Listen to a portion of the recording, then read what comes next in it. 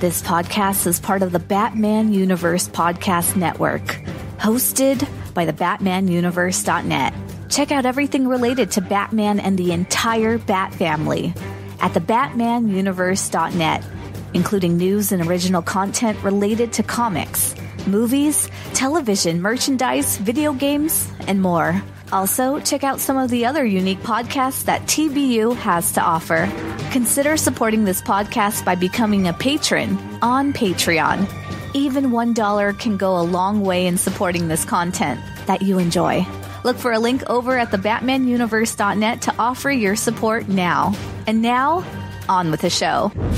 In 2008, a podcast was created with one goal: to bring Bat fans around the world news related to movies, comics, video games, television, merchandise, and so much more. And now, the Batman Universe Podcast has returned. Hello everyone and welcome to the latest episode of the TVU Podcast. I am Dustin and joining me today is Adel and BJ. We are talking about the Batman. The Batman is coming out this week. We're going to try to get this episode out prior to the release date of the actual wide release of the film. Hopefully to try to get you guys some insight as to some of the things that you may not know about going into the film. But today we are specifically talking about a prequel novel. Has released. It's called Before the Batman, an original movie novel, and it is the synopsis reads: Warner Brothers' The Batman releases in theaters March 4th, 2022, bringing with it all the adventure and action of one of the most popular superheroes in the world. We all know that billionaire Bruce Wayne is secretly Gotham City's vigilante, detective, and protector, the Batman, but what road led him there? Find out in Before the Batman, an original movie novel, which includes an exciting original story of Bruce Wayne's early adventures on his way to becoming the Batman. This novel features an 8-page full-color insert and pull-out poster. It's priced at $9.99. We have a link in the description for you guys to check out if you want to purchase it. Interestingly enough, the hardcover version of it is already sold out online on Amazon. If you are looking to pick it up, the best option is a digital version for the Kindle. There's also an audiobook of the book as well, available for free if you use Audible. But the hardcover is currently out of stock. So needless to say, if you're looking for this book, it's not going to be something easy to track down prior to the film's release. But we have it. And we are going to talk all about some of the major reveals that had come in the book. Because to set this up, 2 weeks ago, we were talking about some different ideas to do for the podcast. And Adel presented just a couple of little excerpts of information that he read in just the first few pages of the book. And immediately there was more information than I had seen in some of the synopses that Warner Brothers has officially released for the film itself. So we wanted to kind of cover those because obviously, and yes, I will say going into this, we are treading on spoiler territory because if you are trying to go into the film with very little knowledge whatsoever, it's going to this isn't going to be the podcast for you because we're going to be telling you certain things. However, we're not ruining anything in the movie because all of these things that happen in the book are taking place before the movie actually begins. So that's important to note. I also will preface this with, I have already seen the movie. I went to a press screening of the film and I've seen it.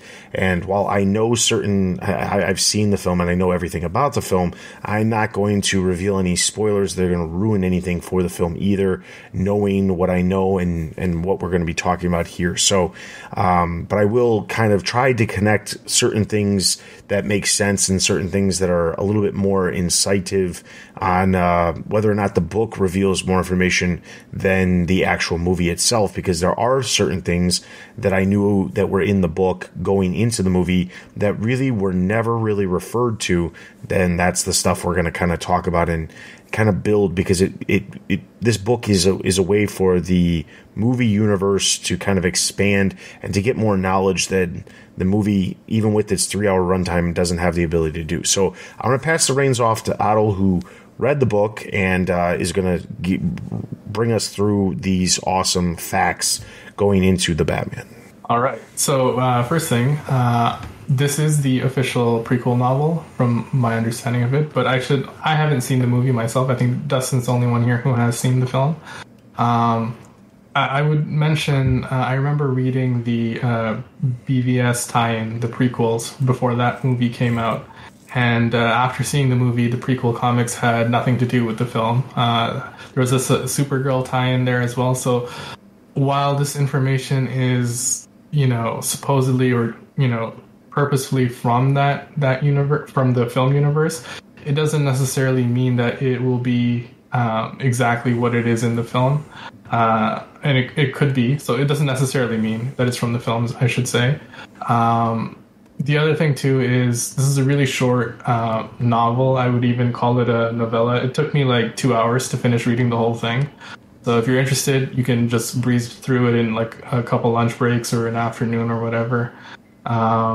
And it's not like outstanding literature, and that's no shade to the writer. The purpose of these is generally to generate interest and hype for the movie and give fans a little bit more information. And so to start off with, there was a lot of information just in the first few pages. We learned that the Waynes had moved out of Wayne Manor when Bruce was 6 years old. They move into an apartment in Wayne Tower, and then the manor itself actually becomes an orphanage. And we also learned that Thomas Wayne is running for mayor. He has a mayoral campaign. In fact, one of the first scenes in the novel is a young Bruce Wayne going back to his old house, the old manor, which is now an orphanage. And Thomas Wayne is doing a little press event to, I think, announce his candidacy. And it's here we first encounter the young Edward Nashton, I believe it's his name in the movie universe, who is one of the kids at the orphanage. So what do you all think about, just some of the I guess changes to the Wayne family origin? Even, these are slight changes. I don't think Thomas Wayne has ever been a politician in any previous Batman film iteration. So what do you all think about that? I think it's something different. I know recently they have Thomas Wayne be more of a politician, and then like him being murdered is like kind of like someone put a hit out on him, which is interesting. I guess kind of takes away the randomness of it. How we've always known it growing up as Batman fans. I like the Wayne Tower aspect because it's closer to the city, and I know for a while and lived at Wayne Tower. I think that's pretty interesting. Yeah, I didn't know. I'd like the idea of Wayne Manor becoming the orphanage, because I think that happens at the end of Dark Knight Rises, if I remember. I like that idea. Yeah, so connections to the movie. I can say that going into the film, knowing just what we've known from the trailers, there's not a lot of information here that we would have known otherwise. A lot of this stuff is actually revealed throughout the film, but not in the larger chunks. It's smaller chunks here or there. You find out that Thomas Wayne ran for mayor early on, and then later on in the film you find out Edward Nashton's connection to the orphanage and things like that. So there's not a whole lot of... This isn't like super revealing, because it's not... Well, I should say it's super revealing in the sense of it's different than what the common accepted origin of the Waynes is. For as far as Wayne Manor being donated, I think that's different and extremely unique, because that means you're never going to see the Batcave at the bottom of Wayne Manor, at least within the sense of Bruce Wayne living in Wayne Manor. Within the Matt Reeves universe is what you would assume. Based off of what I know from the film itself, unless Bruce Wayne took back Wayne Manor, which I can't see him doing since it was intended to be an orphanage, and I won't give away what it is in the film, but it's very unlikely that Bruce Wayne is going to be occupying Wayne Manor in the Matt Reeves universe. That said, it also works perfectly that he is in the middle of the city because he lives in Wayne Tower, and the Batcave is in Wayne Tower, and that all makes perfect sense because, like BJ pointed out, it's in the middle of the city. It puts him at a better advantage to be able to do what he does rather than on the outskirts of the city. Yeah, and you know, on the topic of Wayne Tower and the Batcave, this novel, pretty early on, so we fast forward after that initial scene to Bruce Wayne as a teenager, and very early on he has this secret man cave in the bottom of Wayne Tower that's connected to this old train tunnel system down there. And he goes down there. He's set up like a gym workout area and an area where he works on a car.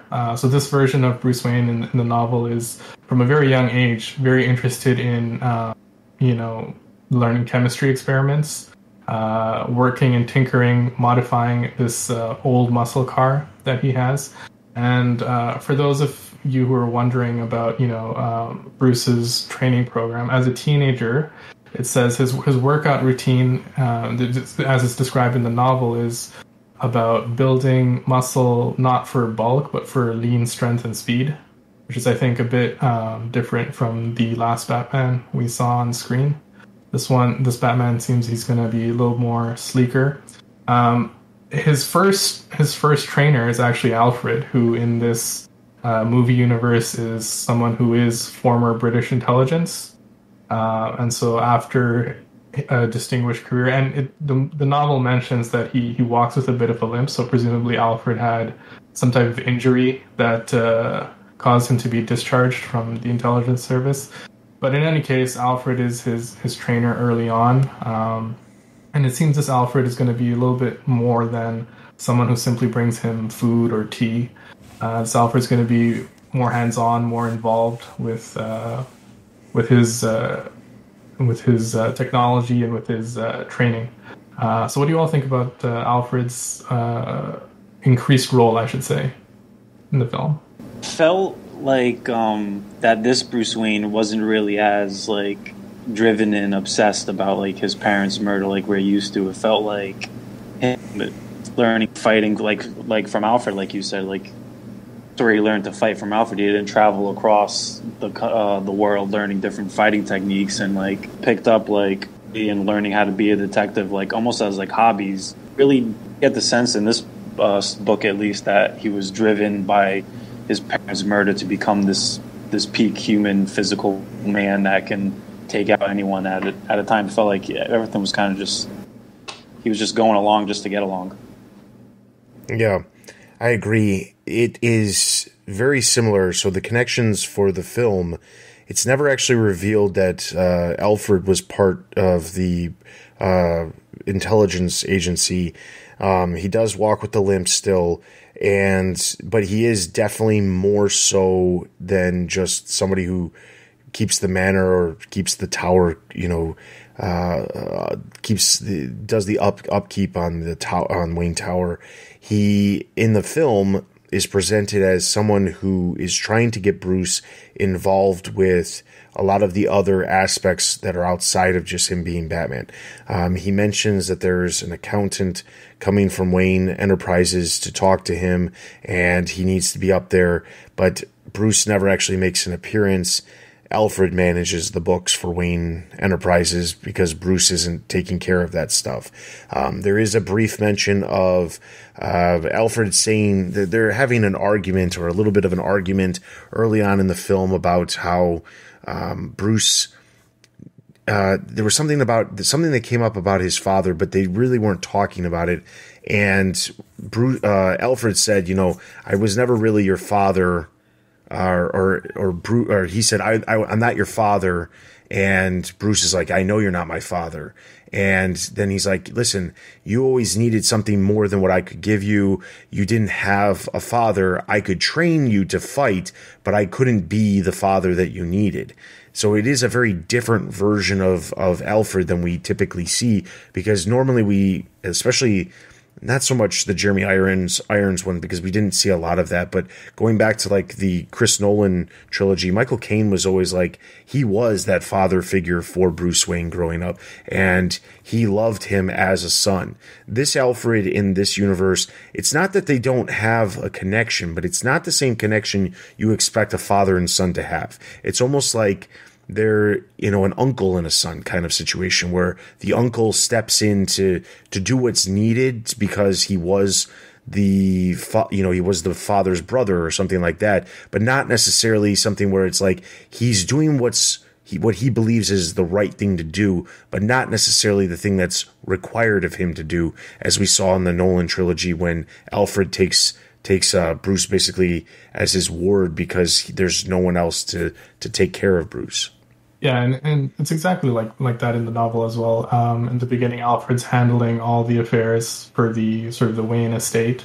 And sorry, BJ, I should have explained that later on in the book in part 2. He does actually travel the world and train in martial arts. It says here, the method that Alfred taught him was referred to in the novel as Bruce Jitsu, which is a term that Bruce hates in the novel. But it also says that he studied martial arts with masters in different countries, borrowing moves and tactics from each discipline, becoming a truly dangerous fighter. So he spends his early 20s after his teenage years. He spends his early 20s, traveling to different countries, learning from different masters. It even talks about he goes from university to university. Sometimes, so he's really changing his major everywhere he goes: chemistry, physics, biology. And he's always picking new fields, and sometimes he picks specific colleges or universities based on a specific expert who's a professor there, just because he wants to learn from them. So I thought that was a really good way to sort of design his origins, because in his teenage years, he is sort of that self-starter. He's learning things basically kind of like off YouTube or whatever, and just trying them on his own in his like little man cave. But then, when he gets a little older and he's an adult, he starts to put his fortune towards, really learning from actual experts in all these different fields. But just to go back to his teenage years for a second, one thing that really stood out to me in this book is, as a teenager, he's really something of a thrill seeker, specifically with racing cars. So he has a great passion for this muscle car that he's constantly working on and tinkering with, and he tries to go and join this professional racetrack circuit, and they obviously say no to him because he's Bruce Wayne, and they can't afford the insurance if he crashes. So he decides to join this street racing competition, which is basically a bunch of rich kids racing around. And eventually, there's an accident. I don't want to spoil too much of the novel for people who are planning on reading it. But the accident is created by a certain Edward Nashton, who has a grudge against these kids because he has a job in his teenage years delivering Italian food on this little rickety bicycle that he drives around Gotham. And one of the racers almost, knocked him over one day, and then he decides to push back. And that's something that's really, sort of consistent in the novel, where Edward is constantly feeling like he's being bullied or belittled in some way, even if that's not entirely accurate. But just to go back to Bruce's personality, what do you think it sort of says about him? And do you think that kind of recklessness stays with him in the future when he's Batman? As far as the street race and stuff, like that was such a large part of the book. I felt like it was like a Fast and Furious prequel novel. I was waiting for Predator to come in and start talking about family and things like that. But it makes sense that Bruce is kind of like, he wants to move past what happened to him as a child, so he's just gonna kind of find a thing to distract him. So that made sense with him with the muscle car and to race his cars and join the illegal street races. And at one point he gets pulled over. Cops let him go because he is Bruce Wayne. They recognize him, and he hates that. He hates being recognized as Bruce Wayne. He hates that he can get away with anything in the city. So I found that pretty cool. Yeah, I will say the street racing thing does not translate to the film at all. I mean, obviously there is a chase sequence. It's a really cool chase sequence. but it's also the one that we've seen in the trailer where he's chasing down Penguin. I'm not going to give anything away other than if you've watched the trailer, you've seen a good portion of the ending of the chase. But there is a really cool chase scene in the film. But outside of that, there's not a lot of like him using. He honestly, in the very beginning, he's not even using the Batmobile. He's using a motorcycle for a good portion. It's not until later in the film when it makes sense to use the Batmobile that he actually uses it. So that part doesn't necessarily translate. I do want to go back to the thing you were talking about with the Batcave, though, because I don't remember.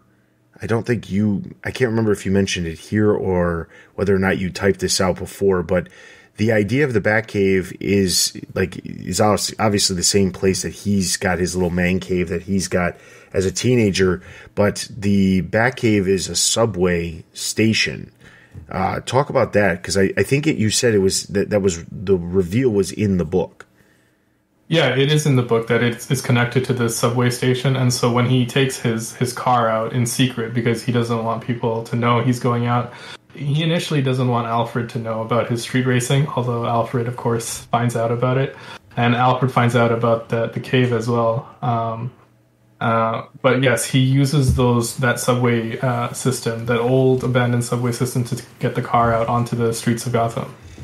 Yeah, and then the Batcave itself, or the subway terminal station, is actually in the base of Wayne Tower, and it's because at least this is, if I remember correctly, it's because in the older days when you had wealthier families, they would have their own personal terminal at the base of a tower so that they could get onto the subway whenever they needed to. And obviously it hasn't been the same, it hasn't been used, that is, in quite some time, and that's why it's kind of abandoned, and nobody really even thinks about the fact that it's still there.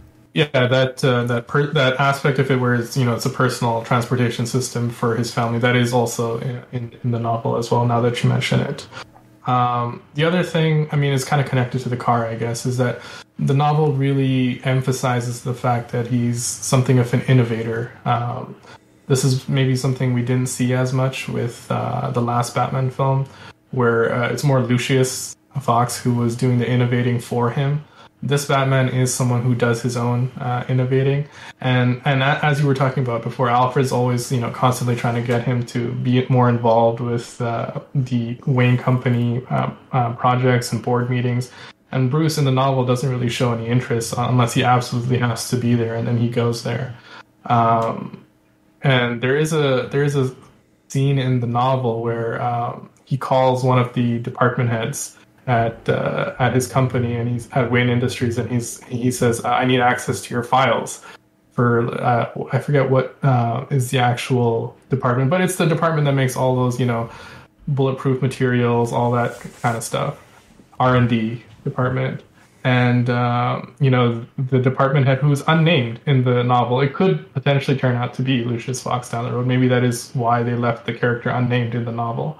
But the character thinks it's a joke at first, but then he releases the files to Bruce, and then Bruce starts building this suit, and it's described as kind of like a suit of armor, but he's building different features into it. He's looking at different materials that they have, incorporating it into the suit, and really building it himself. And there was one scene, to go back to how uncomfortable he feels in board meetings. He says, "When I put on like my regular work suit, it's tailored for me, it's custom tailored, and I feel uncomfortable in it. But when I put on this other suit that is like a suit of armor, it feels, super comfortable to me when he's out there."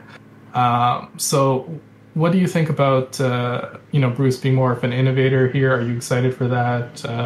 Discuss. I do like Bruce as the innovator, because he is, he's always been one of the smartest characters in comics. I remember there was an internet debate saying "Oh, Tony Stark's way smarter than Bruce Wayne," and I'm like, Bruce Wayne's been building batarangs way before Tony Stark even put the Iron Man on. So he can build anything that he puts his mind to. Yeah, I mean, Iron Man might have been able to build a suit out of a bucket of bolts in the desert, but Batman would have figured out a way to build it out of sand in the desert. Yeah. But the innovator thing is awesome. I mean, I like when Bruce is creating his own stuff. Not that I disliked Lucius Fox's elements within the Nolan trilogy. It worked for what it was, but it was always like the easy way of having some sort of new tech that he was going to use is, oh, what's Lucius got this time around? Let me go see what Lucius has got, what they're working on right now and how I can use that for myself. And that's not to say you can't have that. I hope that down the line, maybe they do incorporate more of the Wayne Enterprises stuff, and Lucius is kind of his connection to get involved in that is like he makes friends with Lucius and they have this connection from like tinkering with stuff or whatever. And then that way he actually gets interested in whatever's going on at Wayne Enterprises, because it's a company that could genuinely do good for people, but also there's other people that he could be working alongside. Now obviously not as Batman or somebody who's appearing to be Batman, but somebody who is just as interested in some of the technology that they're working on, things like that.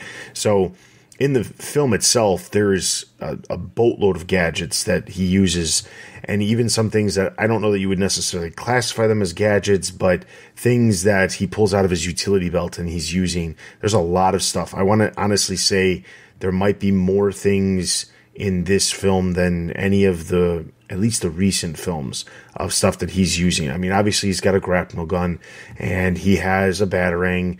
And the really cool thing is that the batarang is magnetic and it pops out of his chest, which that's not really a spoiler. I mean, he doesn't use it until towards the end of the film, but it's not a spoiler because a lot of the other stuff out there, merchandise that has been announced, including a chair from Secret Lab and a replica batarang, literally say it's magnetic and is supposed to come out of the chest. So it's not really a spoiler, but there's a lot of different stuff, and I'm not going to give away all the different things, but there's a lot of different things. One of the things I honestly had never seen, and people who have seen Black Mirror will get an appreciation of something, a certain gadget that Bruce is using that is very reminiscent of an episode of Black Mirror from the Netflix series.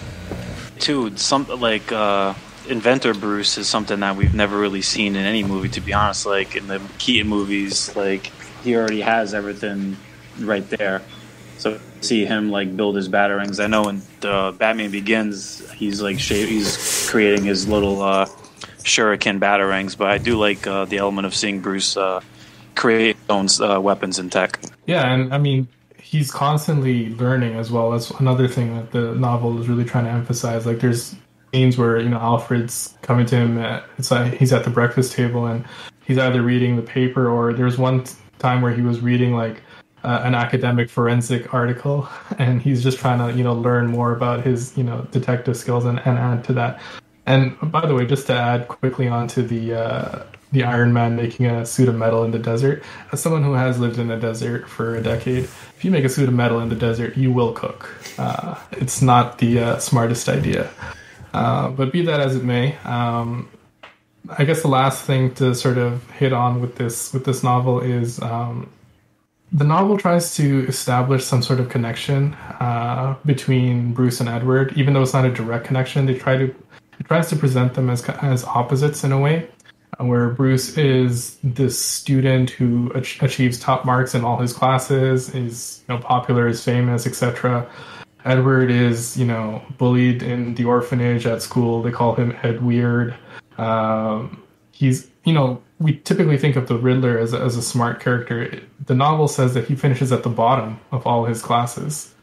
He's not one of the smart students, quote unquote smart students, but I think from reading the novel, I think he's someone who is intelligent but just doesn't test well, and that he has some, you know, social awkwardness that perhaps contributes to that.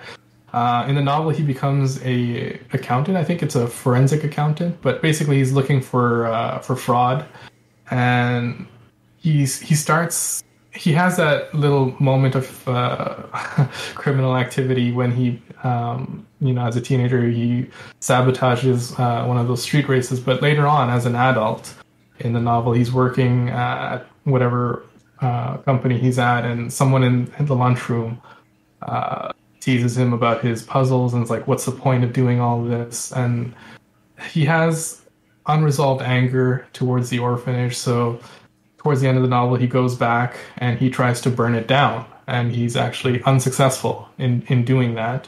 And then, at the end of the novel it says it will never be an orphanage again, even though he failed at that.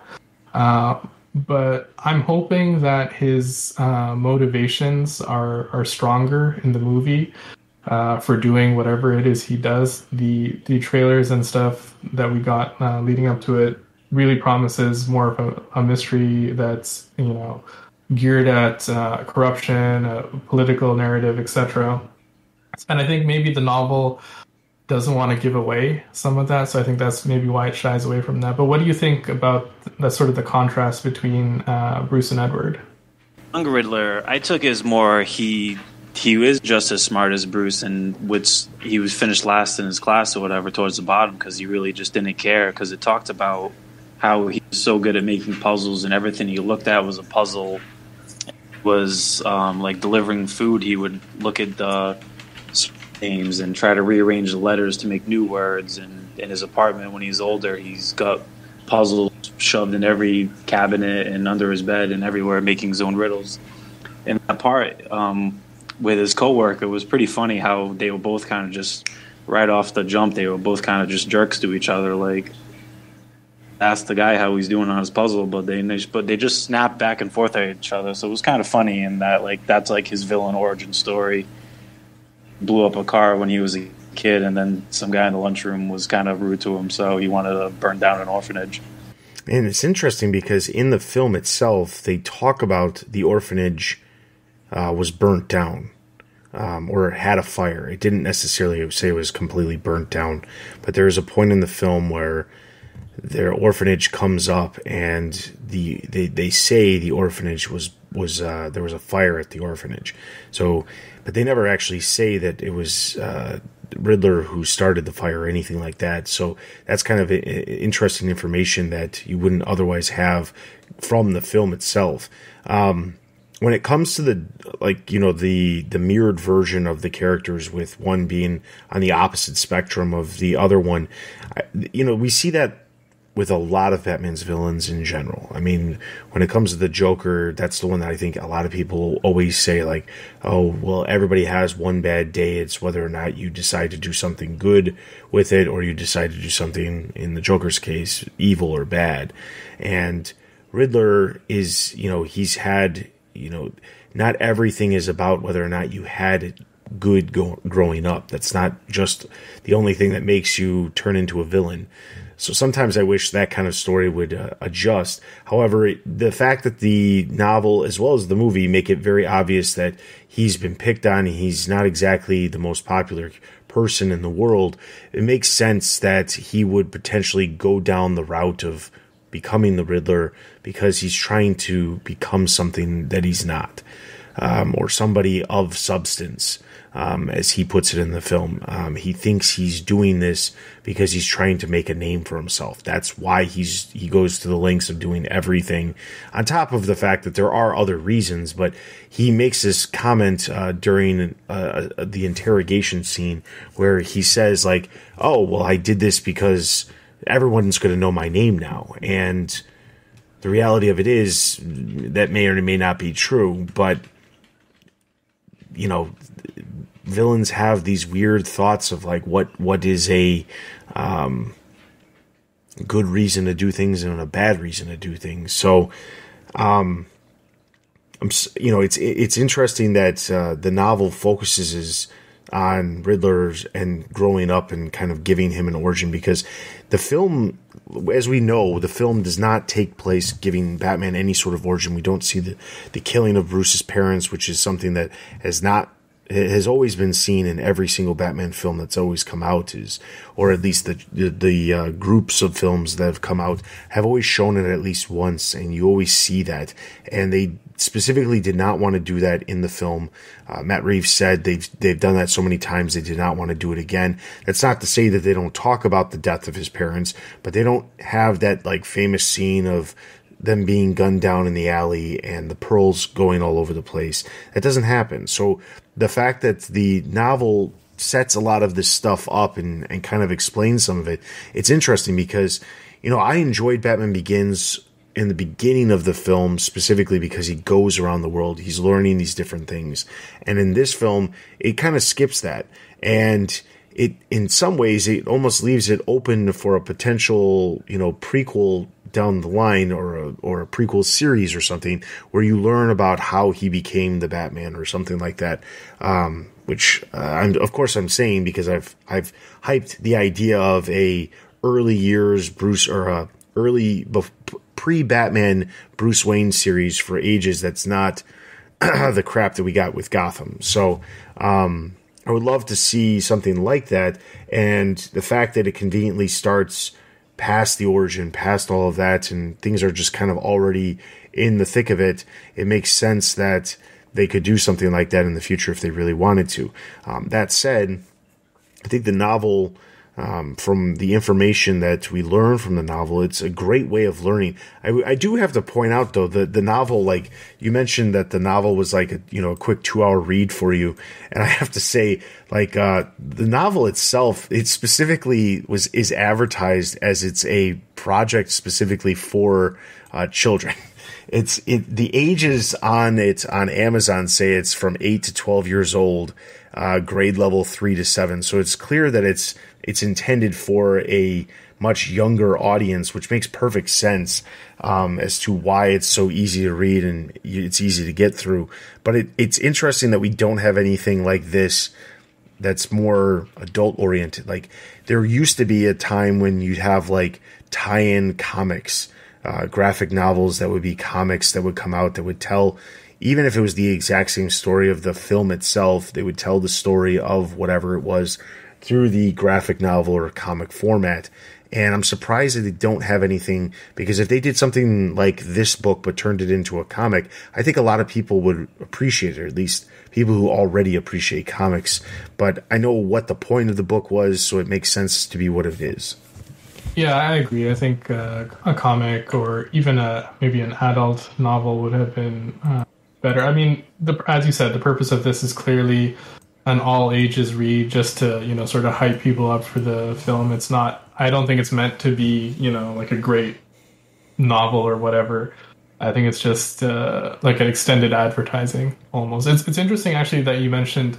That scene with Riddler talking about everyone will know my name. As we know, the Riddler as a character typically very egotistical, a lot of narcissism, and that's actually one of the things in this book that bothers him about his previous criminal activity. So he mentions like he gets a bit of a thrill from blowing up, sabotaging the race, from setting fire to the orphanage, but at the end he comes down from that thrill and he feels like, well, I don't get credit for it, kind of thing. And so then he has the idea, well, what if I start leaving clues at my crimes? And that's kind of like how the novel ends. So his need for credit, I guess, is that's where it comes from, is not really seeing the results from these crimes. The last thing I guess I want to talk about actually is there is the street racing story. As a teenager, there is a girl that he meets. He has a crush on. Her name is, she goes by Dex. Her name is Dorothy Alexander. And then later on in the novel, years later, when he's become Batman and he's out there for the first time, he encounters someone who is on the streets trying to commit a robbery using explosive gel. And the way this explosive gel is described is very similar to how it is in the Arkham games, where someone like applies it or sprays it and then hits a remote button and it explodes. So he stops a robbery and then tries to track the dealer of this military-grade explosive gel, and ends up being that girl Dex. But the reason that she's doing it is because her father has been, wrongfully framed for a crime by someone who's working for Carmine Falcone.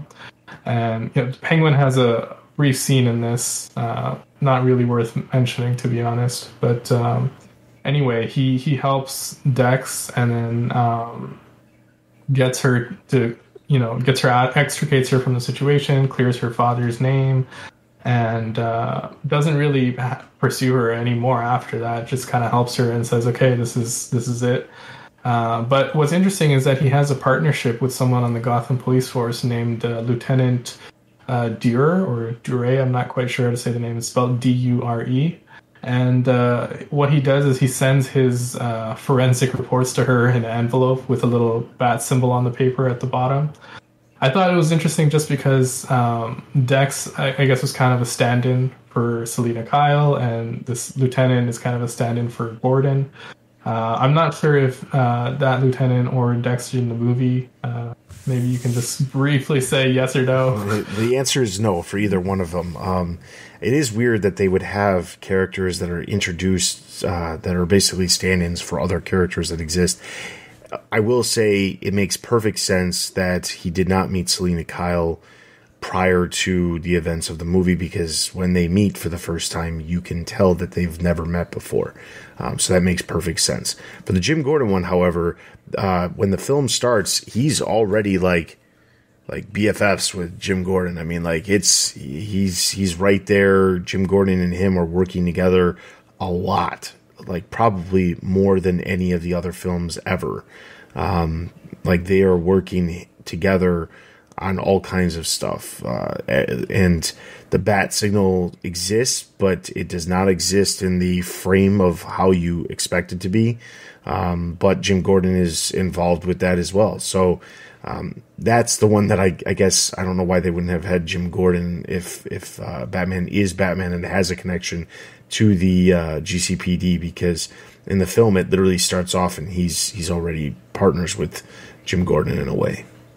Yeah, I think I saw one review that likened Jim Gordon's role in this movie to Jeffrey Wright's other role as Felix in the Bond films. Okay. So I guess he's very much a partner for Batman in there.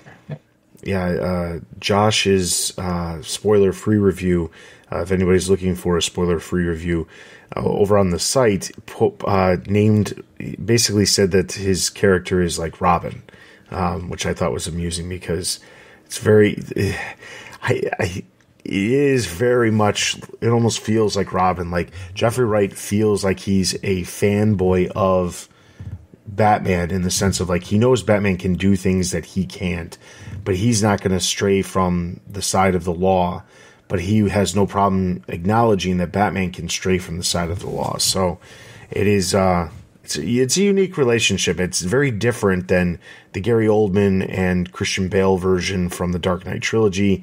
And honestly, that's the only really other main one to compare, but it's very, very different. It's almost more like the animated series where Gordon and Batman have like a very close relationship to the point where they're having coffee with each other on New Year's Eve. I was shocked that it wasn't Jim Gordon, too, that was the cop, especially when a few pages after you read that, they throw a random Penguin appearance in there. All right, so that is the novel itself. Hopefully you guys get a little bit more information going into the film. We didn't want to obviously spoil the novel, as Adil said. We don't want to spoil the novel if you do want to pick it up or if you do want to check it out. And obviously we didn't want to spoil the film. That said, I did see the film. I would strongly suggest that everyone go see it.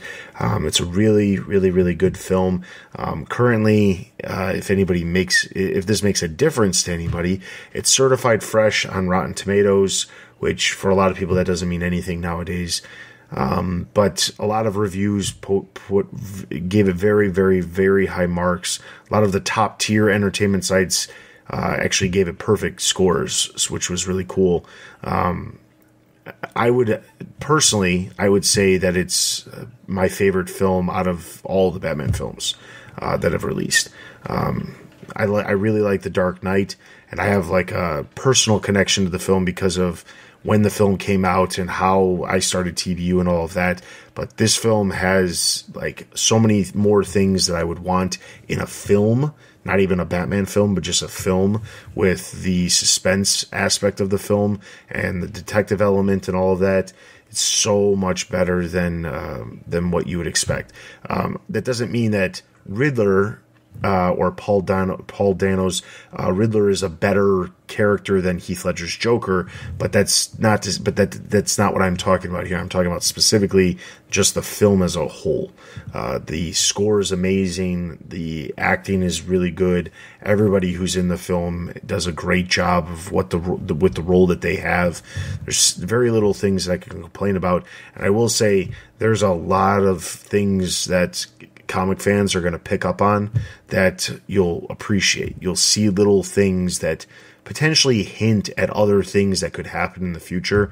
I can think of 3 off the top of my head that I know for a fact people are going to be talking about, or comic fans will be talking about. And it sets potentially things up for the future, and it'll be really interesting to see what happens with the future of this franchise, because it's going to have a great start. And honestly, personal opinion, it'll be a better start than Batman Begins did, because I think this movie is going to easily surpass $1 billion. It'll be like the Joker, where the Joker came out. I think a lot of people saw it for the novelty of seeing it, but then people started saying, wait, this is so much different than what we would expect. The word started spreading, and a lot of people who wouldn't have seen the film start going and seeing the film. I think that's what's going to happen with this film. The people who are going to see it are going to see it, and they might go see it a second time, or, hardcore fans might go see it a third time. But I think the mainstream fans or the mainstream moviegoers are going to start to hear about what's going on with the film, and they're just going to have to see what it's all about, just like they did with the Joker back in 2019 when that came out. So definitely go see it. And if you are seeing it and you're looking to pre-buy tickets, please head over to the website. We do have affiliate links for Fandango and Atom tickets. Be sure to use those, because we do get a small commission on those purchases for that. Outside of that, if you are interested in anything related to the Bat fandom, be sure to head over to our website, thebatmanuniverse.net, for all kinds of news, original content, and other podcasts related to movies, television, merchandise, video games, comics, and everything else related to the Bat fandom. You can follow us on Twitter, Instagram, Facebook, Discord, YouTube. All of our social links can be found at the top of our website. And if you'd like to get in touch with us, you can send us an email or send us a message on Discord. Our email is tbu@thebatmanuniverse.net. And we'd like to hear what your thoughts are for the Batman, because the next episode we record, we'll be giving our spoiler review of Batman, and we'll be talking about that. So look forward to that on the next episode, where we all talk about the film and what we liked, if there's things that we didn't like, and those hints that I'm talking about, because I want to talk about those really, really badly. So, all right, with all of that being said, thank you so much for listening to this episode of the TBU podcast. For BJ, Otto, and myself, we'll see you guys next time.